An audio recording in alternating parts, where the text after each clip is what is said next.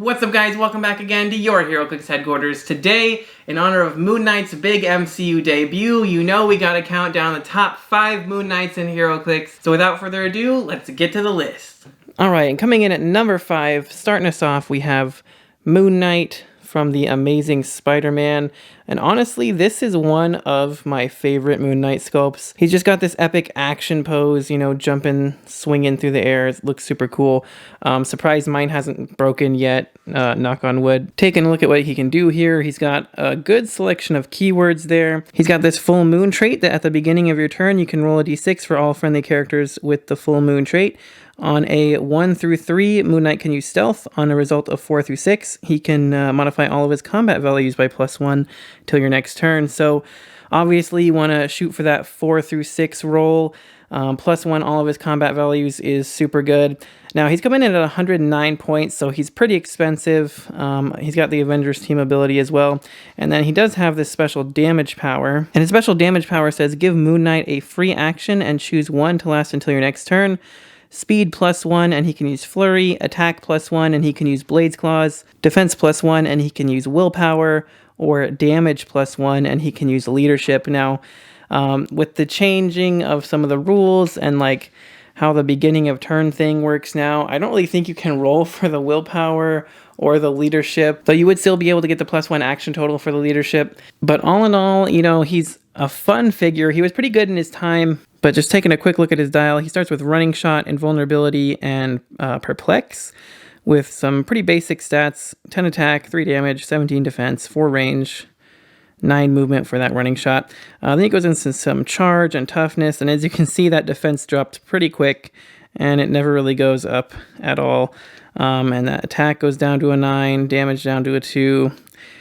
So really, you know, over 100 points for a character who most of his dial is rocking a 9 attack, 15, 16 defense is not great. I think they really put a lot of weight in that moon trait, that phases of the moon trait, where you really got to hope to roll a 4 through 6 with this guy to have even average stats for most of his dial. So that's kind of unfortunate. So he's certainly overcosted for today's game, but he was a fun figure, and he's coming in at number 5. Coming in at number 4 for Moon Knight, we have the OP kit one from, I believe this was just the Marvel Knights OP kit. This is actually one of my favorite Moon Knights. I probably use this one the most. So we'll take a look at what he can do here. He starts with some improved movement for elevated and hindering. Of course, elevated is the only one that really matters now. He does have another great keyword selection there. He also has a Cycles of the Moon trait, but this one says at the beginning of your turn, remove a moon token from this card, and if you can't, place a moon token on this card. If there is a moon token on this card, modify Moon Knight's combat values by +1, and he can use Willpower. So with the changes to Willpower, that kind of works the opposite of how it was supposed to when they made him. So because you can choose your beginning of turn, you know, resolutions of actions and what order you want to do them in, you could essentially roll for your Willpower before you take the token off this trait and he loses the Willpower. But because he gets the token at the beginning of the turn, the beginning of turn trigger for Willpower has already passed, so he wouldn't be able to roll for it when he gets the token. So it's a little weird, but it still kind of works. And then he also has Moon Knight can use Charge, Running Shot, and Stealth. Probably the best, special movement power that they've given a Moon Knight. So we'll take a quick look at his dial. Starts off with 8 movement with that Running Shot, Charge, Stealth special, 17 toughness, 2 damage with Exploit Weakness, 5 range as well is pretty good there. Pretty average stats throughout. Get some Precision Strike and Close Combat Expert there, and a little Sidestep and Combat Reflexes, some Blade's Claws. Again, a lot of 9 attack, 16 defenses, 15 defenses. At least he does have like 7 clicks with some regen at the end.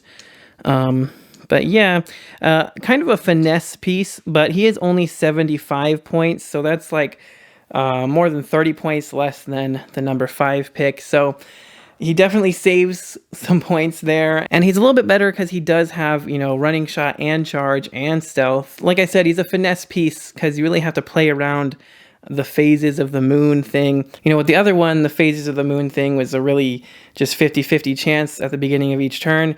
This one's more specific. You know you're going to get it one turn and lose it the next, so you can kind of play around it and plan your turns based off of when he's going to get +1 to everything and when he's not. But even so, that really means he's only good like half the time, and the other half of the time he's just kind of, you know, okay, I guess. But he can get in some really good hits with the exploit and everything. And like I said, I played him probably the most of any of the Moon Knights, so I do like him a lot. And for those reasons, he's coming in at number 4. And coming in at number 3 for me is the brand new Moon Knight from the Avengers War of the Realms.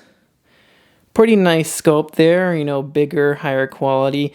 One thing I don't like about it, though, is whatever paint they use for his body is like, if you can tell, it's like a somewhat off-white, almost beige compared to the rest of his costume. It's kind of annoying, honestly. I wish it was just pure white like the rest of his costume. Now, honestly, this might be a bit of a controversial pick. Now, I only say that because I did put out a poll asking what everybody's favorite Moon Knight was, and this guy was, I think he was number 1 or number 2, based on the votes. But for me, he's coming in at number 3. So first, let's just take a look at him and I'll explain my reasoning why. So he's got this trait where when Moon Knight takes damage from an opposing character's attack, give him a vengeance token. At the beginning of your turn, you may remove 2 vengeance tokens, and if you do, modify its combat values by +1 until your next turn. He also has, you know, improved movement elevated, which is great, and a ton of keywords, probably the most keywords, I think, of any Moon Knight. Then he's got this special attack power that gives him Blades, Claws, Fangs, Quake, and Steel Energy. And when one or more opposing characters takes damage from Moon Knight's attack, give him a vengeance token, which is great. And except for the fact that he doesn't have that on his first click, if he started with that, you know, and he could get vengeance tokens by hitting people, that would be awesome. As is, he does have, you know, a really long dial full of actually decent stats this time. 5 range triple target is great. He's a wild card. He's only 70 points, so he's actually one of the cheapest Moon Knights they've made in a long time. And so he does have a lot going on, and I think point for point, he is one of the most cost-efficient Moon Knights, just based off of stats and dial length and stuff like that. But I don't know. I play tested him specifically just to try him out recently, and I gotta say, I wasn't very impressed. You know, top dial, running shot, 11 attack, 3 damage, 18 toughness. You know, there's nothing like super crazy about any of that. That's somewhat average. So, I mean, the triple target is nice, but honestly, I felt I used most of my actions to attack with my other characters, and when I ran out of actions, I just didn't do anything with him. And then, you know, there's the fact that he only gets the vengeance tokens once he gets hit. After he gets hit, he gets a special attack power, and he can hit back and start getting some more vengeance tokens, and then he can, you know, up his stats and everything, and that's great. And he does have Steel Energy with his long dial, so he can definitely have some staying power. But the thing I don't like about that is it's really based on your opponent to make him work because they have to hit him to really get all of that started. And in all the games I played with him, in like 2 of them, they just never attacked him. They just left him alone. He didn't really do anything the whole game. And then in one of my other games, they literally just insta-killed him in 1 turn, attacked him with like their whole team, and just got him out of there before he could even use his vengeance tokens. So, you know, maybe that's just my bad experience with him. I'm sure there's going to be some games where you're going to have some epic fights with this guy, and he's going to just carry the game, which is why I'm putting him at number 3, because like I said, he does, point for point, he is probably the most cost-efficient Moon Knight. I just have those few issues with him, like I said, so for all those reasons, he's coming in at number 3. Coming in at number 2 for me is going to be the Moon Knight from the Superior Foes of Spider-Man. This one's got kind of the most basic sculpt of them all. Now, there was a sketch variant of this one that I've been trying to get because, you know, it's all white, so it looks pretty freaking cool. But taking a look at what he can do, first of all, he does have less keywords than some of the other ones, but, you know, you still got Mystical Soldier, Marvel Knights, those are all pretty decent keywords. Improved movement for Elevated is great. And this one has a trait that when Moon Knight damages an opposing character, place a tribute token on this card. At the beginning of your turn, give Moon Knight a free action and remove a tribute token to heal him 1 click. When Moon Knight would be KO'd, you may remove 2 tribute tokens to instead turn him to click number 6. So Another Moon Knight that has some type of a token on his card mechanic. We had Vengeance tokens, we had Moon tokens, we have Tribute tokens, all the tokens for all the Moon Knights.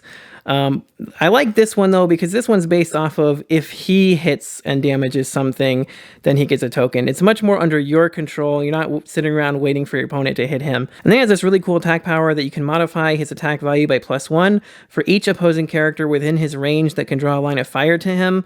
And he has a 5 range, so as long as he can see whoever he's shooting at, you know, I mean, he's already got a +1 automatically pretty much for that. And if you can place him in a way that, you know, 1 or 2 other characters could draw a line of fire to him, then he's rocking a 13 attack on that running shot. He's also a wild card as well, which helps out. So I just really like that, you know, running shot with a 13 attack is pretty nuts. He has 90 points, so he's a little more expensive than the newer version. And he does have a click less of life, but full dial toughness. Every time he hits something, he gets that tribute token, which he can remove 1 to heal a click, you know, every turn, every other turn, whatever. But I would save it up and get 2, because when he would be KO'd, you could remove the 2 to put him on his last click there, click number 6, where he's got that awesome 11 attack, 4 damage, close combat expert. So you're either going to running shot, or if you're already adjacent to somebody, you're hitting with a 12 for 5, which is pretty nuts. So yeah, I like him.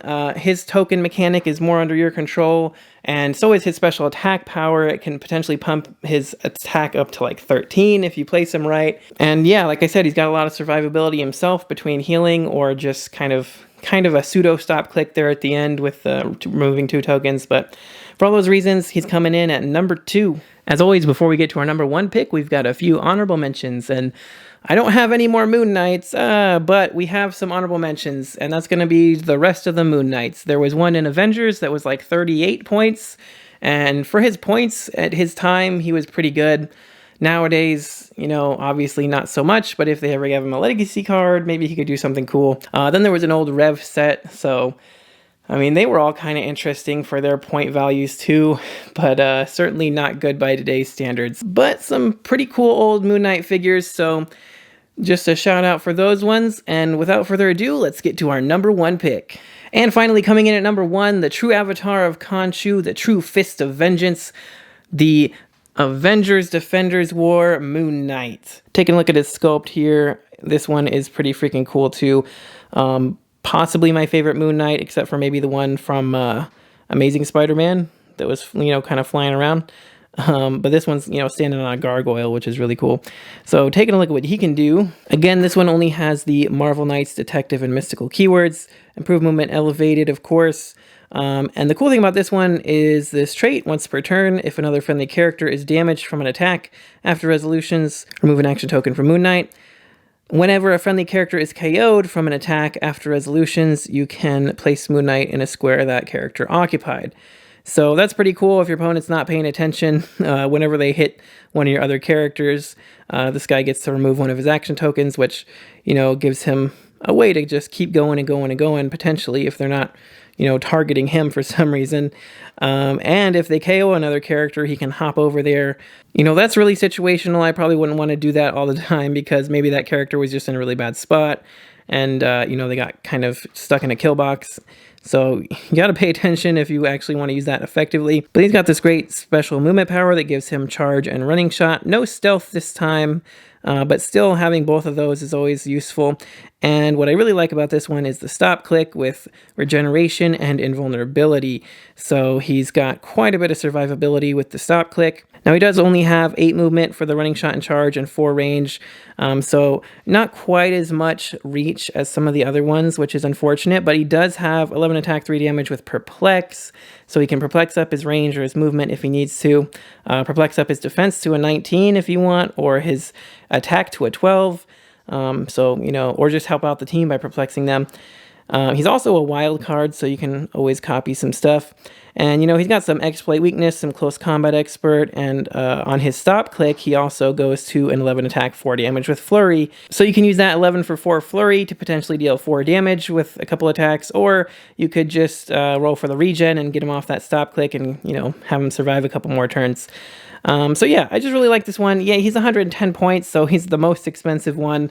But I feel like he's mostly worth it. He does get the ability to remove a lot of action tokens, you know, every turn, every time they attack somebody else. He's got the same kind of basic stuff that all the Moon Knights have, you know, running shot, toughness, 11 attack, 3 damage, kind of the basic Moon Knight package there. But he does have the charge as well, and that stop click is really nice, and the perplex can be a big help too. So yeah, I feel like he stands out from the other Moon Knights a little bit just because, you know, he can do all of those things. The stop click especially, I like that a lot. So for all those reasons, he's coming in at my pick for #1 Moon Knight. Alright guys, that does it for another top 5 list. As always, if you enjoyed it, make sure you smash that like button. It does help me out a lot. Let me know down in the comments what your favorite Moon Knight is and why, and who I should do on a future top 5 list. And if you haven't already, make sure you click that subscribe button so you don't miss any future videos. And if you'd like to help support the channel even more, you can check the links in the description for our Patreon, where you can see your name here in the credits, as well as some other awesome stuff, so check that out. But that's going to do it for this one, so thanks again so much for watching, and until next time, this has been Heroclix Headquarters, signing off.